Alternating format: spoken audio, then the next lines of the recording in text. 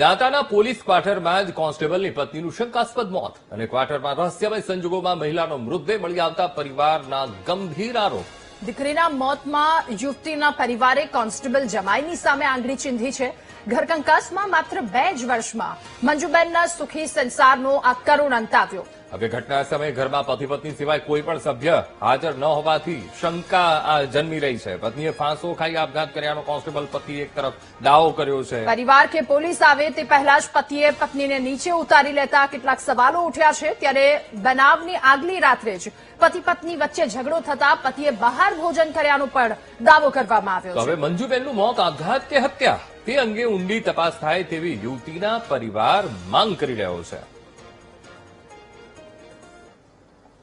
એ ફાંસીનો જે બનાવ બન્યો છે એમાં એમનું પતિનું કહેવું છે કે ફાંસી ખાધી છે। જો કે એમના ફાંસીનો ફંદો 5 ફૂટ જ છે અને દીકરીની ઊંચાઈ 5 ફૂટ 8 ફૂટ છે।